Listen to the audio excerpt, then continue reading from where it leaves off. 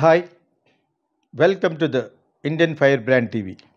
Again some international affair సంబంధించిన పాకిస్తాన్ వాళ్ళు మన దేశానికి వచ్చి ఆ కాశ్మీర్లో స్విట్జర్లాండ్ లాంటి మంచి ప్లేస్లో ఒక మంచి విలేజ్లో చేసిన కాల్పుల్లో వాళ్ళ బట్టలు ఇప్పి వీడు ముస్లిమా కాదా అని చంపారంటే రిలీజియస్కి సంబంధించిన ఫెనటిక్స్ చేసిన పని. అందులో సగం మంది ఏడుగురిలో సగం మంది కాశ్మీరీ వాళ్ళే అని ఇందాక చెప్పుకున్నాం. ఇప్పుడు దాని గురించి మళ్ళీ ఎందుకు చెప్తున్నాం అంటే ఇవన్నీ it is happening every day, it's happening. కొన్ని సీక్రెట్లు చెప్పకూడదని కూడా చెప్పాను. మన డిఫెన్స్ సంబంధించి చెప్పకూడదని కూడా I told many times. But why now సడన్గా ఈ సినిమా ఎందుకు చెప్తున్నానంటే ఇది కొంచెం సినిమా గురించి కూడా సంబంధించి. ఫౌజీ అనే సినిమా, సోల్జర్ మీద తీసే సినిమా, అది మంచి డైరెక్టర్ అనిపించుకున్న సీతారామ డైరెక్టర్ తోటి చేస్తున్న సినిమాలో పాకిస్తానీ హీరోయిన్ పెట్టారు అని నాకు 2-3 ఛానల్ వాళ్ళు అడిగారన్నమాట. ఇప్పుడు ఆ అమ్మాయిని వెంటనే తీసేయండి అంటే ప్రస్తుతం పరిస్థితుల్లో ఆ అమ్మాయికి ఇలా తీసేయడం నష్టం వస్తే కావాలంటే రెమ్యునరేషన్ ఇవ్వండి మానవతా దృష్టితో. కానీ నేను కూడా ఎందుకు తీసేయమన్నానంటే అది నీకు అంతకుముందు రాముడి మీద తీసిన సినిమాకి మీసాలతోటి రావణాసురుడు వచ్చే ఇంకోటి ఎవడో ఆఫ్ఘనిస్తాన్ కాన్స్కి కొంతకాలం పక్కన పెట్టండి, మీకే దెబ్బది. మీకు రేపొద్దు సినిమా చూడడం పోవడం ఒకటిని, ఇంకా రాను రాను హిందూయిజం మీద కూడా ఫెనటిజం పెరుగుద్ది. ఇప్పుడు ముస్లిమ్స్ మీద పెరుగుతున్నప్పుడు, క్రిస్టియన్స్ మీద పెరుగుతున్నప్పుడు హిందువులు దొరకదు. ఎక్కువ మంది ఉన్న ఈ కంట్రీలో ఆ హిందువులు కూడా ఎక్కువ ఫీల్ అయ్యే సినిమాని చూడడం బాయ్కాట్ చేస్తారు. అంచేత ఆ అమ్మాయిని తీసేయమన్నప్పుడు తీసేయండి. ఆ అమ్మాయి నేను ఇండియన్ ముస్లిమ్స్ అని అన్నప్పుడు అది మీ ఇష్టం. ఇండియన్ ముస్లిమ్స్ కూడా ఆ రిస్ట్రిక్షన్ ఉంది, కానీ ఆ అమ్మాయి నాట్ ఫ్రమ్ పాకిస్తాన్ అది అంటుంది. అది ఓకే అనుకుంటే మీరు కన్విన్సింగ్గా ఎక్స్ప్లెయిన్ చేసుకుని అప్పుడు ఉంచండి. తీసేయమంటే ఆ అమ్మాయి యొక్క భవిష్యత్తును పాడు చేయమని ఒక డైరెక్టర్గా, ఒక ప్రొడ్యూసర్గా నేను అసలు ఎవరిని అన్నాను. She is looking very good also. అయినప్పుడు ఆ మృణాలిని అన్న అమ్మాయిని ఎలాగా పెట్టాడో అంత అందంగా సంసారపక్షంగా ఉంది. నేను ఇందాక ఇప్పుడు చూశాను కొన్ని స్టిల్స్. కానీ సినిమాకి దెబ్బ రాకూడదు. నీకు ఎవరికన్నా నీకు ఫేవర్ చేయాలంటే అడుగు ఒక ₹1 ఇయ్యగానే నువ్వు సినిమా మొత్తం 500 కోట్ల రూపాయల సినిమాకి దెబ్బ కొట్టుకోవు కదా. ఎక్కువ కలెక్షన్ ఎక్కడ వస్తుంది? ముందు ఇండియాలో వస్తుంది, దాని తర్వాత పాన్ ఇండియా అంతా కూడా మెయిన్ హిందుస్థానే కదా. ఏదో వాళ్ళు మైనారిటీ ఉన్నారని చెప్పేసి వాళ్ళు చూసేస్తారని వాళ్ళ అమ్మాయిని ఉంచాం కదా. ఆ అమ్మాయి అందంగా ఉంది కాబట్టి పెట్టారు. If she is really from Pakistan, ఆ అమ్మాయిని కొంచెం అవాయిడ్ చేయమని చెప్తున్నాను. అవాయిడ్ చేయమన్నప్పుడు ఆ అమ్మాయికి ఇస్తున్న డబ్బులు ఇచ్చేయండి, మిగతా వాళ్ళందరూ తగ్గించుకుని. ఆ అమ్మాయికి అన్యాయం మట్టి చేయొద్దు మానిటరీగాను. Never do that. ఇప్పుడు నేను పాకిస్తాన్ కాదంటుంది, అది మీరు కన్విన్స్ చేసుకోగలరు. ఆ అమ్మాయి తాత్కాలికంగా అన్నా కూడా మీరు అది కన్విన్స్ చేసి ప్రజలకు చెప్పాలి. చెప్పగలిగితే కన్విన్స్ అయితే పర్లేదు, కానీ చాలామందికి రీచ్ అవ్వదు అటువంటి. నేను సోషల్ మీడియాలో మాట్లాడితే ఎంతమంది చూస్తారు? నిన్న మొన్న ఒకటి పెడితే 3 to 4 lakhs చూసారు ఒక వీడియో దేని మీద. అది మ్యాక్సిమంగా చూస్తారు అంతే తప్పితే. ఆడెవడో ధ్రువ్ అని ఉన్నాడు ఒక అతను అయితే మిలియన్స్ చూస్తారు. ఓకేనా? అతను అక్కడ లండన్లో కూర్చొని పెడతా ఉంటాడు, హాట్ కేక్లాగా వెళ్ళిపోతూ ఉంటుంది. మొన్న ఇక్కడ ఏదో ఇన్సిడెంట్ మీద పెట్టాడు, ఇదే పాకిస్తాన్ ఇన్సిడెంట్. నిన్న చూసే టైంకి 7.5 million చూశారు. అంచేత అంత కాదు కాబట్టి ఇక్కడున్న వాళ్ళు బాగా చూస్తారు. 3 lakhs 2 lakhs. నాది యాక్చువల్గా అయితే somebody was telling me 2 millions వెళ్ళి ఉన్నాయట ఈ మధ్యన. So what ever it is a good news only. If the content is very good, the speaker is coming out of his heart and mind, డెఫినెట్గా చూస్తారని నా ఉద్దేశం. కానీ ఫైనల్గా పాకిస్తాన్ అమ్మాయిని నిర్దాక్షిణ్యంగా తీసేయమని నేను అంటలేదు. ఏదో మన ఛానల్లో కోపంతో ఎందుకన్నానంటే పాకిస్తాన్ మీద ఉన్న కసితోటి అన్నాను.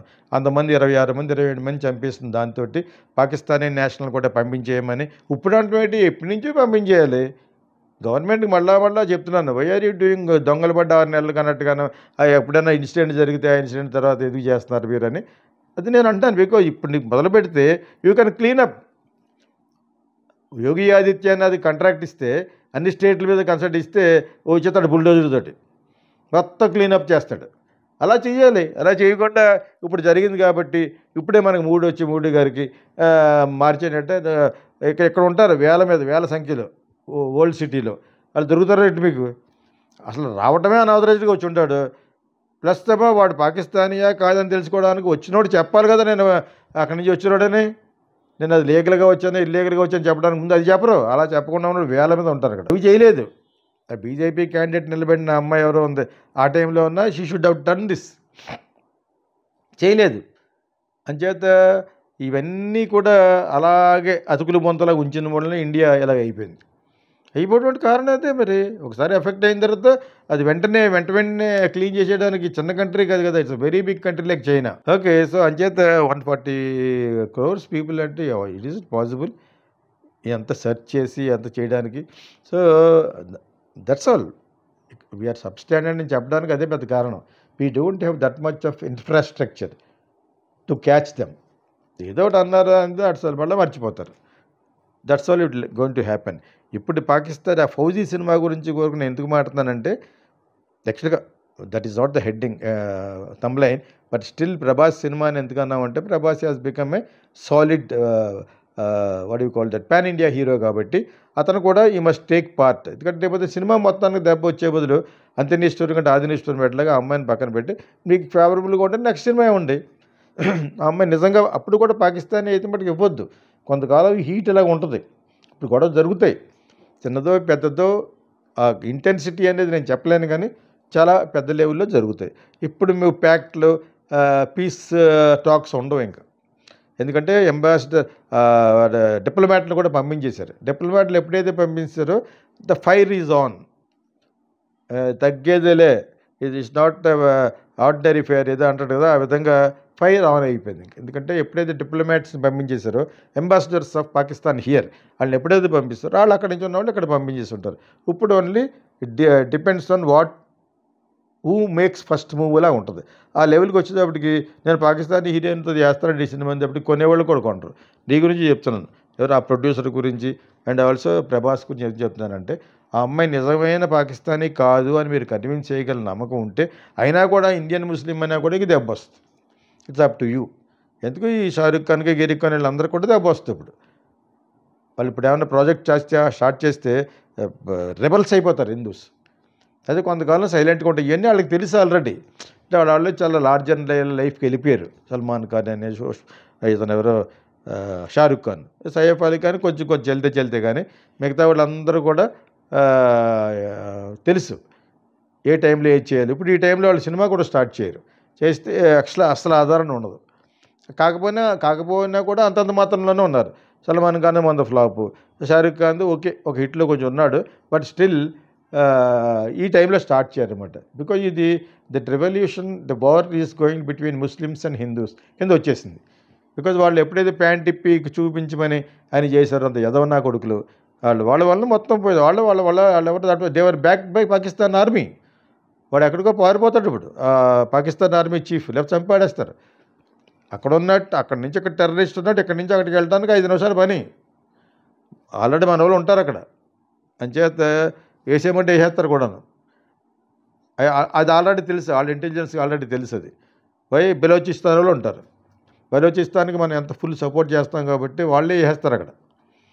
అదేందా వాళ్ళు ఒక్కళ్ళే కాదు, ఇక్కడ సూసైడ్ స్క్వాడ్ ఎక్కడ వాళ్ళు ఉంటారు అక్కడ. అంచేత అది వాళ్ళకి తెలుసు.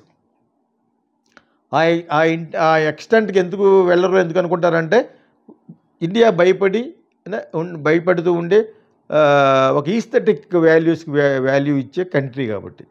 నేను నా సినిమాలో కాఫీ వార్లు చెప్పాను, ఈ ఎదవలకి ఒక డైలాగ్ ఉంటుంది, ఈ టెర్రరిస్టులు కూర్చోబెట్టి ఈ ఎదవలకి ఇండియా వెళ్ళి చేసినా కూడా వాళ్ళు ఏం చేయరు, మ్యాక్సిమం దొరికిపోయినా కూడా జైల్లో పెట్టి బిర్యానీలు అవి పెడతారు అనే నమ్మకం ఎక్కువ. ఇక్కడికి వచ్చిన వెంటనే నేను ఆ సినిమాలో చూపిస్తాను, కుర్చీ కట్టేసి కాల్ చేస్తాడు. అలా కాల్ చేస్తే వీడియో తీస్తాడు, ఆ వీడియో సిబిఐకి ఇస్తాడు.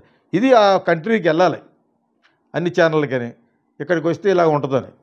అందులో ఒకడికి రాసుడు పాకిస్తాన్ అని, ఒకటి వచ్చి బంగ్లాదేశ్ అని, ఇంకోటి ఒకడని చెప్పేసి కట్టేసి కాలుస్తాడు అన్నమాట కాఫీ ఇచ్చి. అదే కాఫీ బార్. వాళ్ళకి ఎటువంటి సినిమాలు ఎందుకు, మన వాళ్ళకి అన్నీ కూడా లార్జర్ దాన్ లైఫ్ ఊహించేసుకుంటాడు అనమాట. అంతే, ఇక్కడెక్కడే తిరుగుతూ ఉంటారు. చిరంజీవి కొడుకు బన్నీ, ప్రభాస్ అవే చూస్తూ ఉంటారు.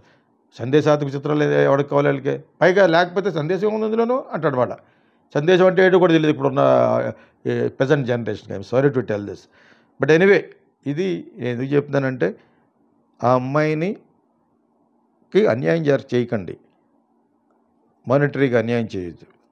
ఓకే, బట్ మన చాలా పెద్ద కంట్రీ, మన సెక్యులర్ కంట్రీ, బొంగు బోష అనే పక్క పెట్టి ఈసారి ఊరుకోరు. ఎందుకంటే చాలా ఎక్కువైపోయింది, శృతిమించి రాగానే పడిపోయింది ఇప్పుడు. అంచేత తీసేయండి. లేదు నేను ఇండియన్ ముస్లిం అన్నా కూడా ఆ అమ్మాయి ఉండడం మంచిది కాదు, అయినా పర్లేదు కన్విన్స్ చేస్తాం మేము, ఆ అమ్మాయి ఎక్కడే పుట్టింది అని చెప్పేసి మొత్తానికి అన్నీ చేయగలిగితే మేబీ ఉంటుంది. కొంతకాలం వరకు ఆ అమ్మాయి పిక్చర్స్ బయట రానివ్వకుండా చేయండి. మీకు నేను trying to help you out, that's all. ఎందుకంటే ఆ అమ్మాయికి అన్యాయం చేయమని, ఎందుకంటే నేను కొత్త వాళ్ళని ఎంతోమంది ఇంట్రొడ్యూస్ చేశాను, like Ramya Krishna, so many డౌన్ టోవడం హిట్ కాని వాళ్ళు కూడా చేశాను. సో అప్పుడు నాకు నేను తీసేటప్పుడు హిట్ లేదు, కోకిల తీసేటప్పటికి, అయినా కూడా వెళ్ళాను. నాకు సంబడి వాంట్, తెలుసున్న వ్యక్తి కావాలి, తెలుసున్న వ్యక్తి నరేష్ కావాలి, పెద్ద హిట్లో ఏమి లేడే. అయినా కూడా ఇప్పుడు ప్రాబ్లమ్ ఈజ్ డిఫరెంట్. ఇప్పుడు 40 సంవత్సరాలు అయిపోయింది, అయ్యి 35 ఇయర్స్ బ్యాక్ తర్వాత. ఇప్పుడు పరిస్థితులు వేరు. ఇప్పుడు శృతి మించి రాగానే పడిపోయి చెడిపోయింది రంగం అంతా. So you must be little cautious. ఆ అమ్మాయిని ఉంచాలా తీయాలి, ఆ అమ్మాయికి మటుకు అన్యాయం మటుకు చేయొద్దు. దిస్ ఇస్ మై మనవి. All film lovers, here comes Geeta Krishna International Film School. Ever seen Kokila, Sankirthana and Kijurallu? Meet Geeta Krishna, the genius behind these iconic films. At Geeta Krishna International Film School, we are passionate about nurturing aspiring filmmakers. Whether you're into acting, writing, directing, producing, ad filmmaking, anchoring, dubbing or voice over, Geeta Krishna is committed to helping you excel. Need guidance? Want to perfect your craft? He's here to support your creative growth. Join our institute and let's shape the future of cinema together.